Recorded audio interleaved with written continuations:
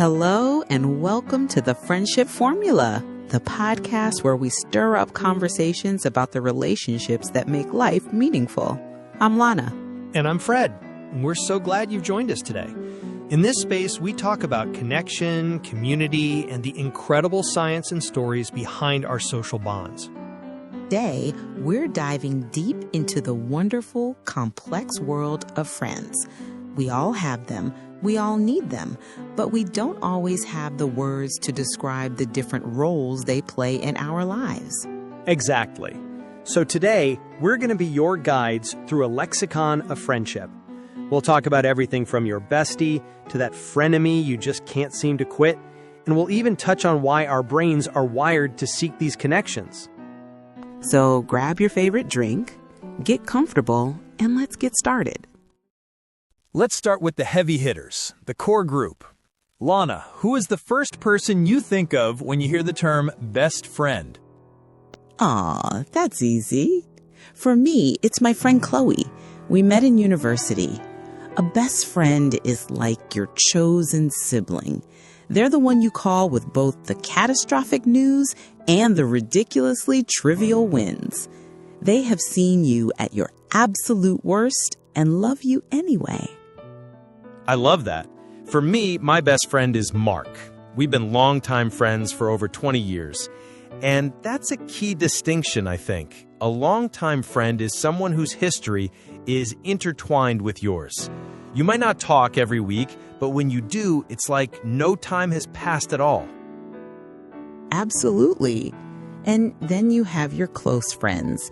This is your inner circle, maybe 3 to 5 people. They're not all necessarily best friends, but you share a deep level of trust and vulnerability. I think of my book club friends. We're close friends because we've shared so much of our personal lives and struggles with each other. That's a great point. The best friend might be the captain of your team, but the close friends are the starting lineup. You rely on. Now, our lives are divided into chapters, and so are our friendships. I still have a childhood friend, Sarah.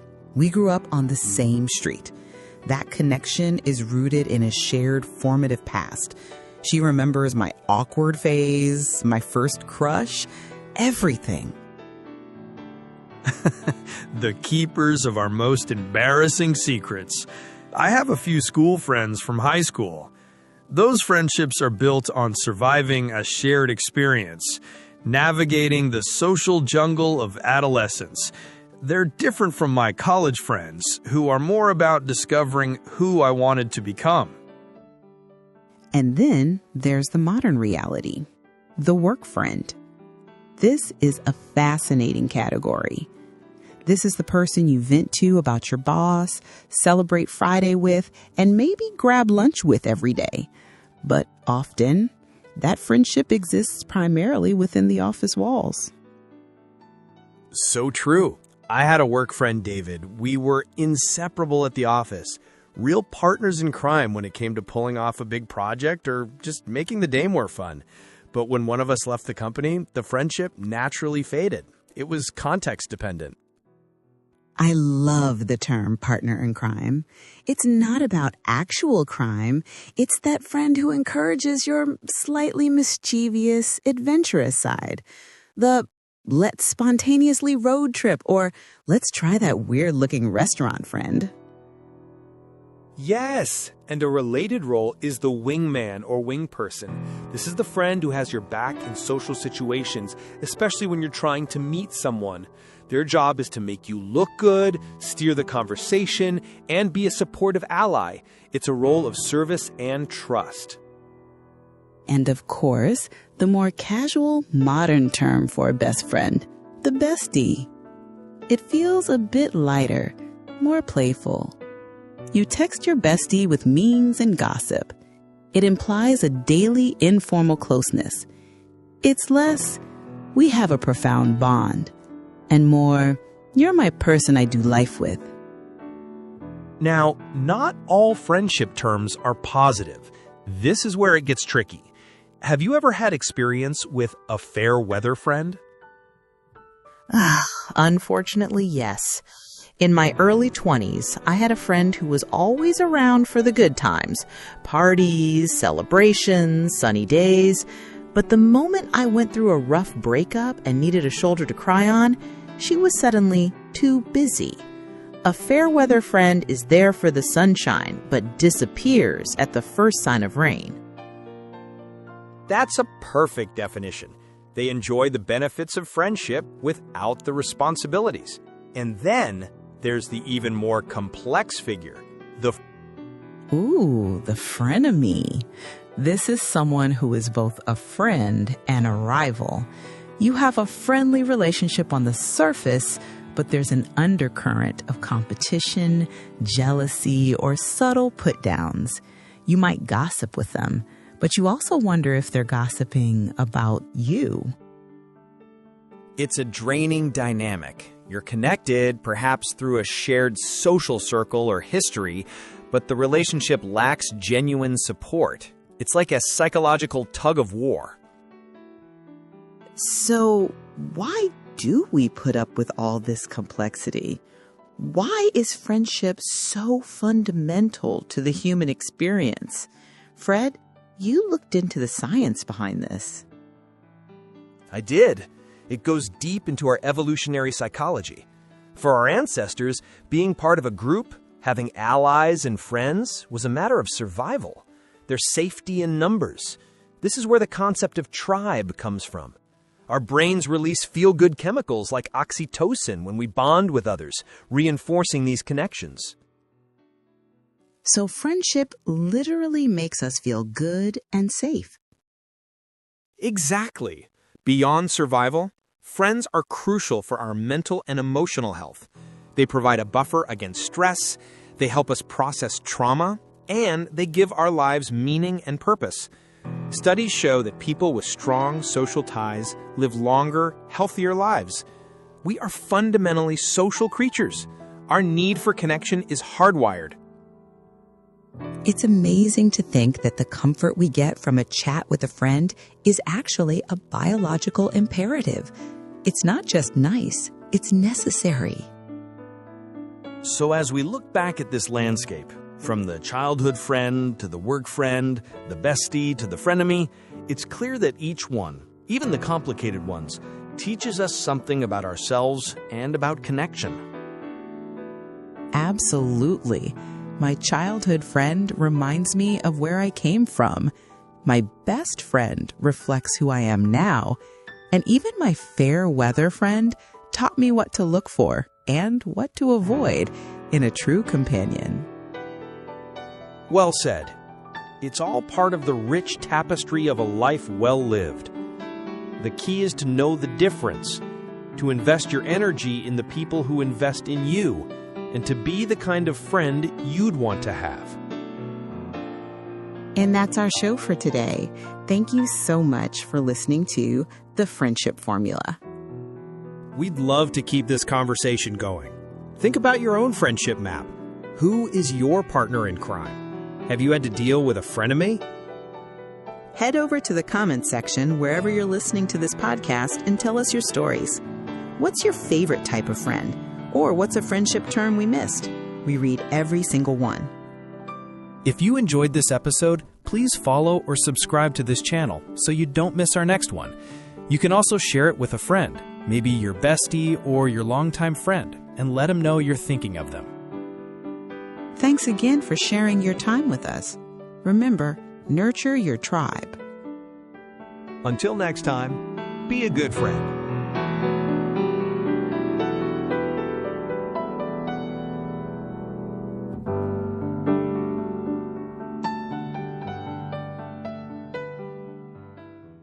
Hello, everyone, and welcome back. Today, listen to a beautiful piece of dialogue between two people, Fred and Lana, as they talk about friendship. But instead of just focusing on vocabulary or grammar rules, I want you to feel the language.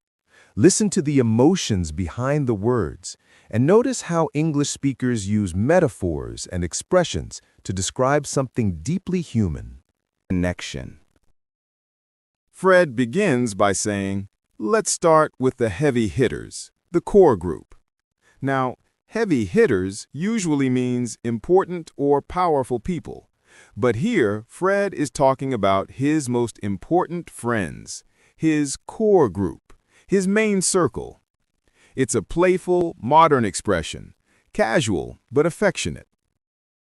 Fred then asks, who's the first person you think of when you hear the term best friend? This is a great structure to learn. Who's the first person you think of when you hear? It's a natural way to start a conversation or to make someone reflect. Try it yourself later.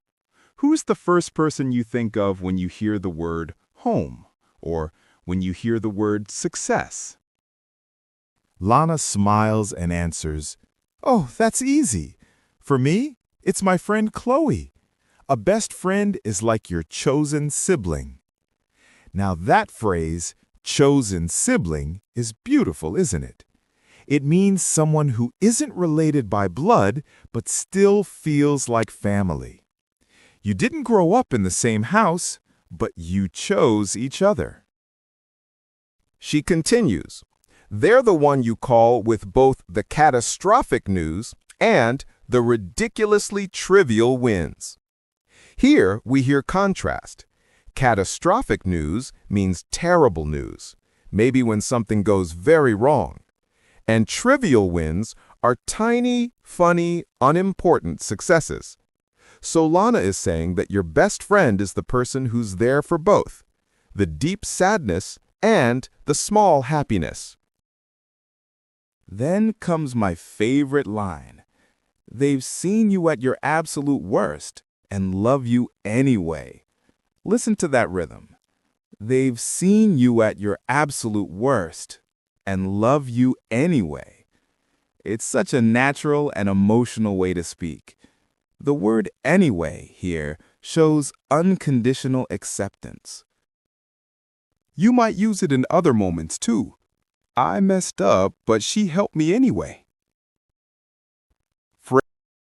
Fred then responds with his own story. My best friend is Mark. We've been longtime friends for over 20 years. That phrase, longtime friend, simply means a friendship that has lasted for many years. And he adds, our histories are intertwined. Now that's a lovely word, intertwined. It means connected, woven together, like two vines that have grown around each other. When two people's histories are intertwined, it means their lives have shared many chapters, many moments. Fred also says, you might not talk every week, but when you do, it's like no time has passed. That's another very common English expression. It's like no time has passed. It describes those friendships where, even after months apart, you still feel close. The grammar here is a nice pattern too. You might not verb, but when you do, verb, result. For example, you might not see each other often, but when you do, it feels special. Then Lana adds another layer. She says, and then you have your close friends, your inner circle, maybe 3 to 5 people. Your inner circle means your closest, most trusted people. She talks about trust and vulnerability, two key ideas in close friendships. Vulnerability means being open, showing your true self, even your weaknesses. It's not always easy, but it's what makes real friendships possible. She mentions her book club friends, people she shares personal stories and struggles with. That's what makes them close friends, even if they're not her best friends. Finally, Fred ends the exchange with a metaphor that English learners will love. The best friend might be the captain of your team, but the close friends are the starting lineup. Comes from sports. The captain leads and supports the team. That's your best friend. The starting lineup is the group of main players, your close friends, the ones who show up when you need them. English speakers often use metaphors like this to describe relationships. It makes the idea more vivid, more real. So, what can we learn from this short dialogue? It's not just new words or idioms, it's a whole emotional vocabulary. When Lana and Fred talk about their friends, they're teaching us how English expresses affection, loyalty, and memory. Words like chosen sibling, inner circle, and intertwined show not just meaning, but feeling. Now, let's turn it to you. Think for a moment. Who is your chosen sibling? Who do you call when you have catastrophic news or a trivial win? And who's in your starting lineup? As Lana says in this next part, our lives are divided into chapters, and so are our friendships. That's such a poetic way to begin, isn't it? She's reminding us that friendships, like the stages of our lives, change and evolve. Some friends belong to our childhood chapter, some to our school years, others to our working life. Each friendship is like a snapshot of who we were at that time. Lana tells us about her childhood friend, Sarah. She says, "We grew up on the same street."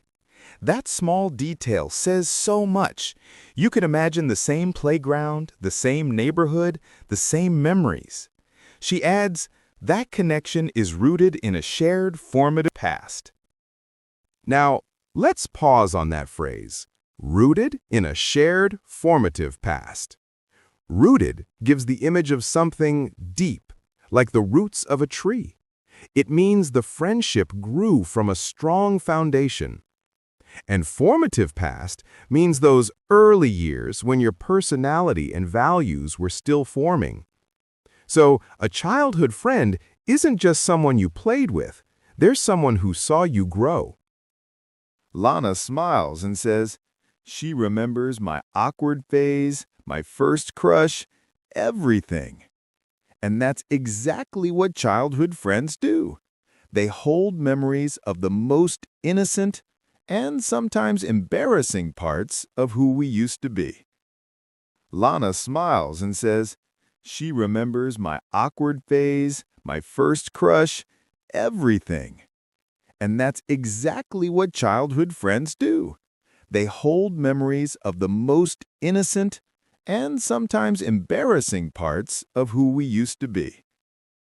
Fred chuckles and says, "The keepers of our most embarrassing secrets." It's a funny and accurate description. Keepers means they hold on to those secrets, maybe forever. He goes on to talk about his school friends from high school, and he says those friendships were built on surviving a shared experience, navigating the social jungle of adolescence. That line, "the social jungle of adolescence," is a wonderful metaphor. It paints a picture of how confusing and sometimes competitive teenage life can feel, full of challenges, awkwardness, and drama. School friends are those who went through that jungle with you, who saw you during that uncertain period of becoming yourself. Fred says those friendships are different from his college friends, who represent something else entirely, discovering who I wanted to become. And that's an important distinction. School friends often remind us of who we were, while college or university friends help shape who we want to be.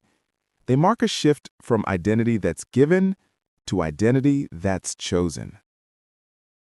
Then Lana introduces the modern reality, the work friend. She calls it a fascinating category, and it really is. The work friend is part of our daily environment.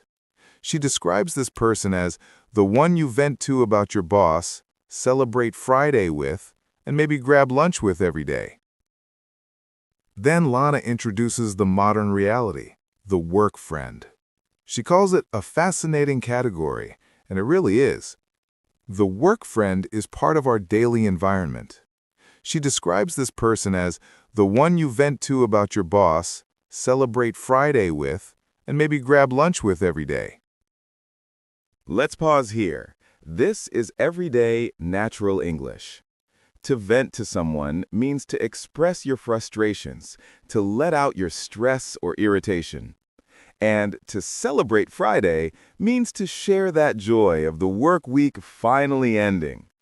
Work friends bring laughter and comfort into a place that can often be stressful.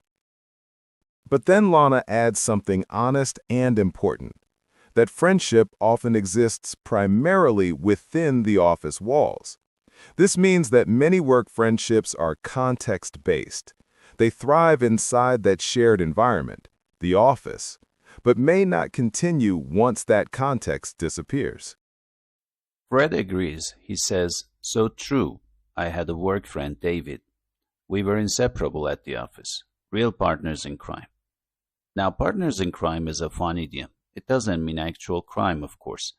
It means two people who work closely together, usually sharing jokes, challenges, and small adventures. Fred describes how they were inseparable at the office, meaning they did everything together during work hours, whether it was finishing big projects or simply making day more enjoyable. But then something changes. Fred says, when one of us left the company, the friendship naturally faded. It was context dependent. That's such a thoughtful observation. A context-dependent friendship is one that exists strongly in a particular setting, like work or school. But my weekend, when that setting changes. And that's not a failure. It's simply a natural rhythm of human connection. If we think about it, what Lana and Fred are really teaching us here is that friendship has seasons. Childhood friends remind us of our roots. School friends remind us of our growing pains. College friends show us our dreams. And work friends walk beside us in the everyday. Through deadlines, coffee breaks, and laughter in between meetings. Each friendship has a different language, a different purpose. Some stay forever, and some fade when the chapter closes. But all of them matter. So, as you listen to this, think of your own friendship chapters. Who is your childhood friend, the keeper of your early secrets? Who are your school friends, the ones who helped you survive the social jungle? And do you have a work friend, someone who makes your daily routine brighter? Every friendship tells part of your story. And when you learn to describe those friendships in English, using phrases like formative past, partners in crime, and context dependent, you're not just learning vocabulary. You're learning how to express the rhythm of your human connection. Now the tone shifts again, from nostalgia to playfulness. Lana laughs and says, "I love term partner in crime. It's not about actual crime." Right away, she's clarifying something that English learners often wonder. This expression sounds dangerous, but it's totally harmless. When you call someone your partner in crime, you mean that they're your adventurous, mischievous friend, the one who says yes when everyone else hesitates. You can hear the energy in her examples. The let's spontaneously road trip, or let's try that weird-looking restaurant friend. The word spontaneously means without planning. It's that friend who pushes you out of your comfort zone and makes your life a little more unpredictable in the best way. This is the kind of English phrase that tells a whole story with just a few words. If you say, "She's my partner in crime," you're saying, we get into little adventures together. Nothing bad, just fun and maybe a little rebellious. You can hear the energy in her examples. The let's spontaneously road trip, or let's try that weird-looking restaurant friend. The word spontaneously means without planning. It's that friend who pushes you out of your comfort zone and makes your life a little more unpredictable in the best way. This is the kind of English phrase that tells a whole story with just a few words. If you say, "She's my partner in crime," you're saying, we get into little adventures together. Nothing bad, just fun and maybe a little rebellious. Fred says their job is to make you look good, steer the conversation, and be supportive ally. And that's such perfect description. It's a mix of humor, confidence, and teamwork. Let's pause for a second on the language. To have someone's back means to support them. To steer the conversation means to guide it, like a driver steering a car. And a supportive ally means someone who is on your side, who helps you succeed. What makes this so beautiful is Fred's observation: it's a role of service and trust. In other words, even in something playful like being a wingman, there is a foundation of care. It's not just about fun, it's about loyalty. Then Lana brings in one of the most recognizable modern friendship words, the bestie.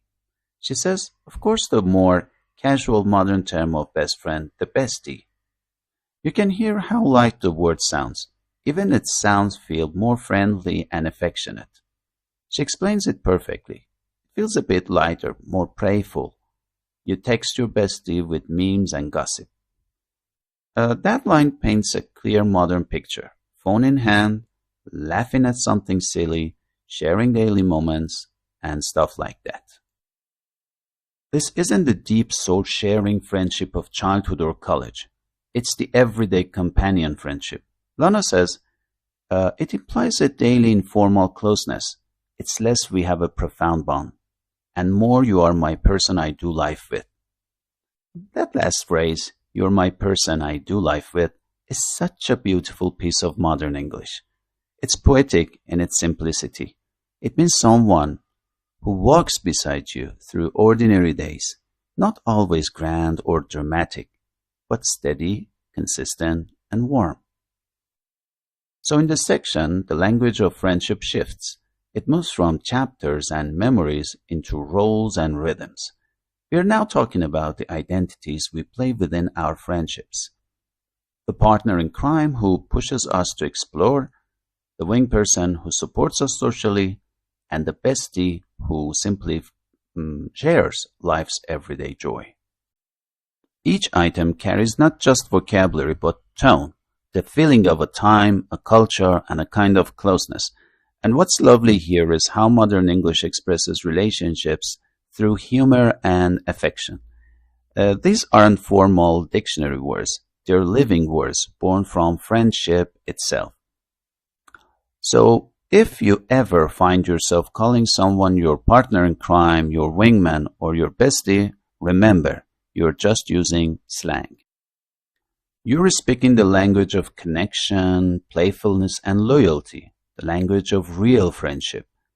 And as you learn English, that's the most beautiful lesson of all. Every phrase has a heartbeat behind it. Now the tone shifts again and becomes softer, more serious. Fred opens this part by saying, not all friendship terms are positive, and immediately that sentence changes the atmosphere. Until now we have been swimming in warm memories and playful language, besties, partners in crime, and wingmen. But now we step into the more complicated side of human relationships. Fred asks, have you ever had experience with a fair weather friend? Even the phrase itself is poetic. Fair weather means good weather, sunshine, calm skies. So a fair weather friend is someone who is only there when everything is pleasant, when life is easy and fun. But when the storm comes, when you lose your job, face heartbreak or struggle, they disappear. Lana's voice becomes personal and emotional. She says, oof, unfortunately, yes. That little sound, oof, already tells us her disappointment, her hurt. Then she paints a vivid picture. A friend who was always around for the good times, parties, celebrations, sunny days, but when she needed a shoulder to cry on, that friend was suddenly too busy. This is such natural, emotional English. The expression a shoulder to cry on is one of those idioms that carries deep comfort. It means someone who listens, who lets you be vulnerable. So when Lana says that her friend disappeared at that moment, we instantly understand how shallow that friendship was. She ends her line with a beautifully metaphorical sentence. A fair-weather friend is there for the sunshine, but disappears at the first sign of rain. This is a storytelling through language. It uses the weather as a mirror for emotion, a simple but powerful poetic device. And it's very common in English. Sunshine for joy, rain for sadness. The sentence is worth repeating aloud in class. The rhythm, the image, the honesty, all is perfect. Fred agrees and spans the idea of it maturity. The sentence, they enjoy the benefits of friendship without the responsibility, feels more like a lesson in life. It captures the heart of disappointment. That true friendship isn't just about the good times. It's about being present when it's hard. Even the structure of that sentence, the contrast between benefits and responsibilities, shows balance, like two sides of a scale. Then he introduces another powerful term. And then there's even more complex figure, the frenemy. Now we step into psychological territory. This word frenemy is a blend of friend and enemy. It's modern, informal, but very expressive. Lana reacts immediately, "Ooh, the frenemy." You can almost hear the mix of fascination and discomfort in her tone.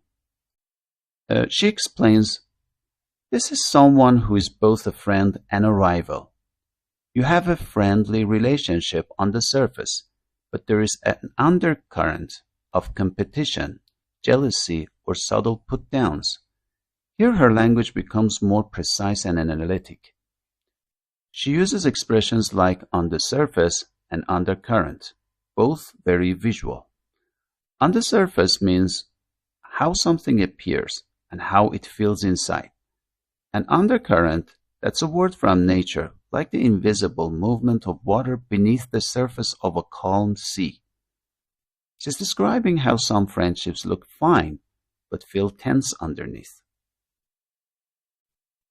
She adds, you might gossip with them, but you also wonder if they are gossiping about you.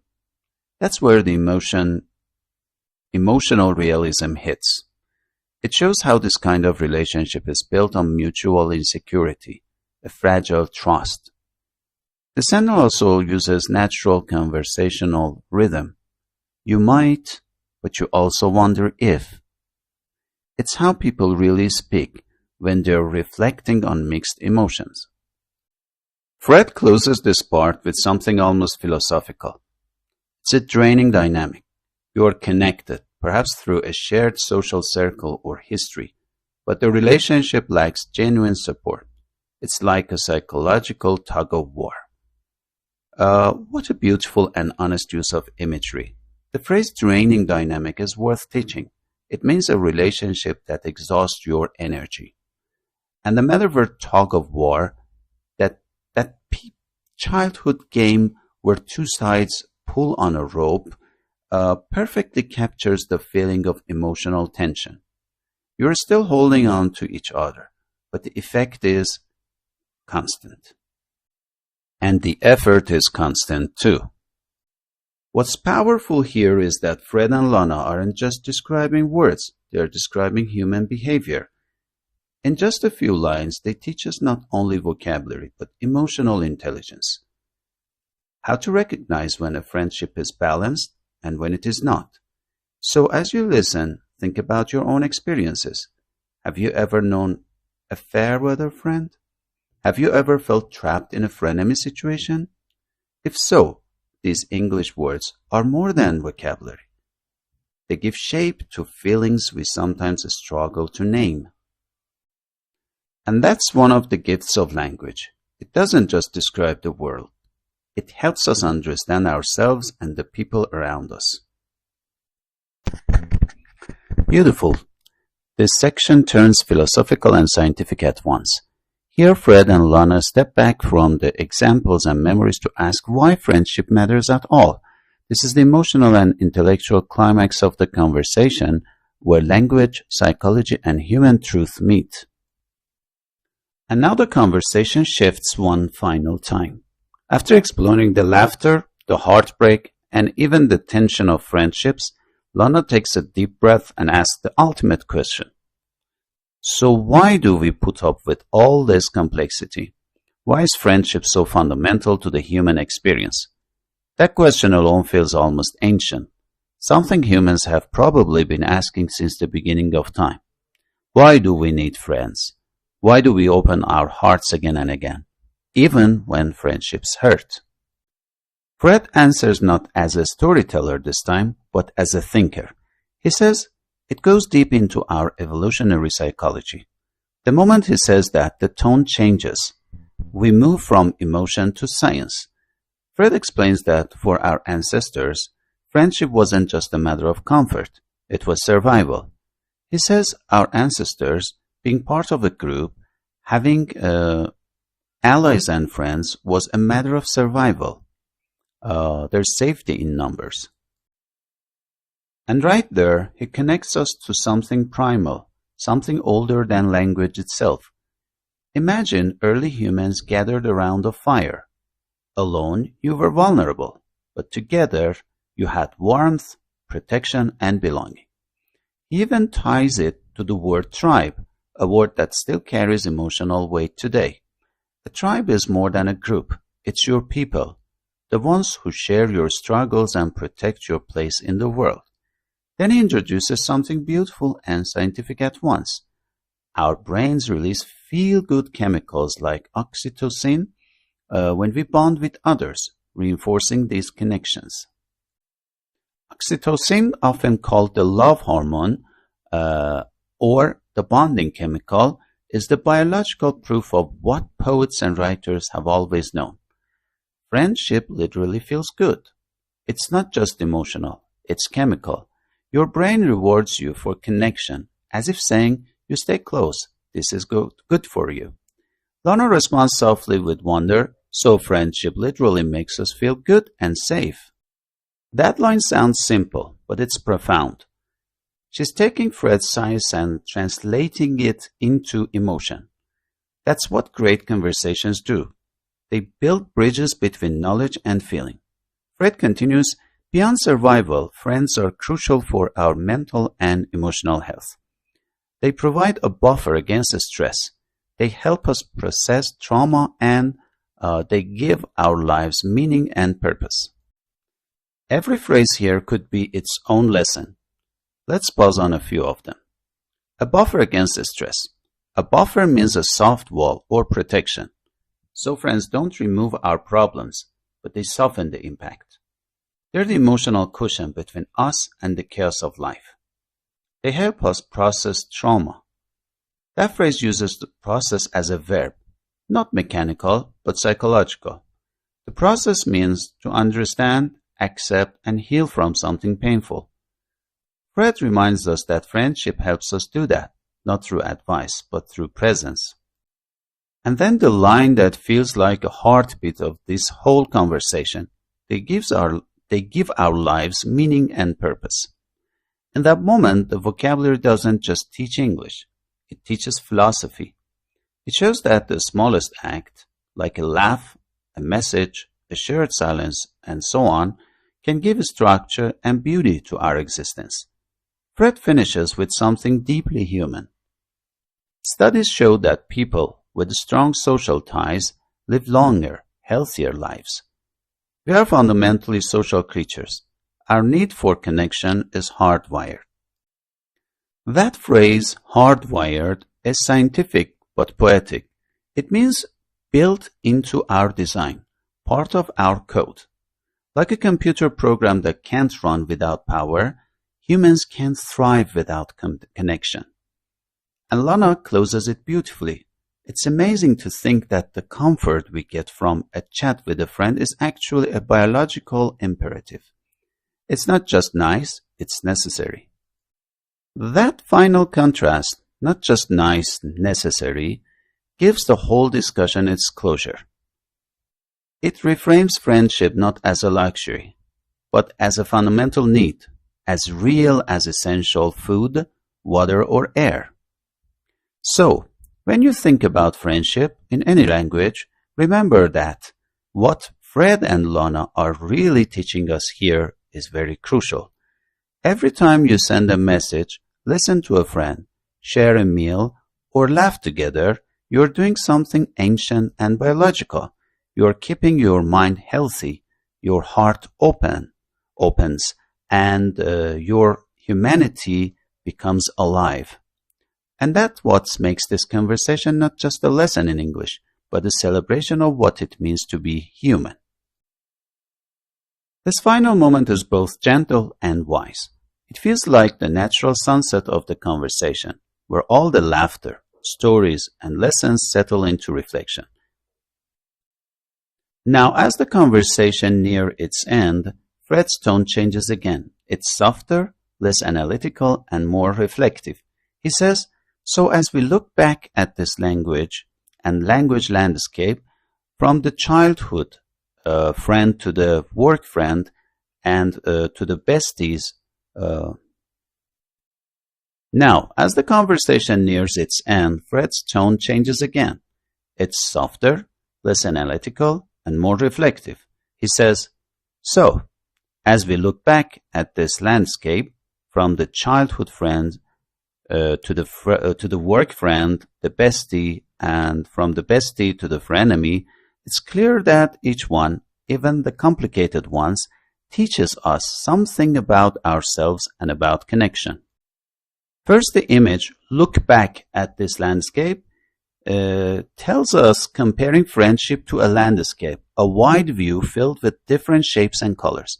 It's a metaphor that invites us to pause and see how every type of friend, from the comforting one to the challenging one, becomes part of the scenery of our lives. And then the emotional truth, each one, even the complicated ones, teaches us something. Here, that's such a mature, compassionate idea. It's easy to celebrate good friends, but here Fred reminds us that even the frenemies and fair-weather friends have their lessons about boundaries, about trust, and about our own growth. This is where English becomes philosophy in disguise. The phrase teaches us something about ourselves and about connection, shows the dual nature of friendship. We learn who we are through how we connect to others. Then Lana takes the moment deeper and more impersonal and says, "My childhood friend reminds us of where I came from. My best friend reflects who I am now. And even my fair-weather friend taught me what to look for and what to avoid in a true companion." This is a beautiful example of parallel structure in spoken English. Each sentence follows the same rhythm. My blah blah friend reminds me blah blah blah, giving it a poetic, almost reflective sound. It's language that feels written for both the ear and the heart. She's also using friendship as a mirror of time. The childhood friend equals memory and roots. The best friend equals identity and presence. The fair-weather friend equals wisdom and boundaries. Notice how Lana doesn't speak with bitterness, even when she recalls a disappointing friend. Her tone suggests understanding rather than resentment. And that's something worth teaching to English learners. In natural conversation, how you say something is often more important than what you say. Here, her gentleness shows emotional maturity, a hallmark of fluent, thoughtful English. Fred then closes the exchange with a line that feels timeless. "Well said. It's all part of the rich tapestry of life well lived. The key is to have the difference, to invest your energy in the people who invest in you, and to be the kind of friend you would want to have." Let's pause on that phrase, the rich tapestry of a life well lived. A tapestry is a woven artwork made of many threads and colors, and Fred uses it as a metaphor for a meaningful life. It suggests that every thread, every friendship, every memory has a place in the whole picture, even if it's messy or imperfect up close. Then comes his quiet moral. The key is to know the difference, to invest your energy in the people who invest in you. That's emotional vocabulary mixed with wisdom. The word invest here doesn't mean money. It means time, attention, and care. When Fred says invest in the people who invest in you, he's talking about reciprocity, the balance that makes friendship suitable. And this final advice, be the kind of friend you would want to have, feels like a universal principle. It is rhythmically simple, morally strong, and emotionally clear. It captures the spirit of empathy, not as a rule, but as a way of life. And so with those words, the conversation closes. From childhood to adulthood, from best friends to fair weather friends, Fred and Lana have walked us through the landscape of human connection, with all its beauty and complexity. What makes this ending so powerful is that it's not just a summary, it's a reflection. It leaves a space for the listening friendships. Who has shaped them?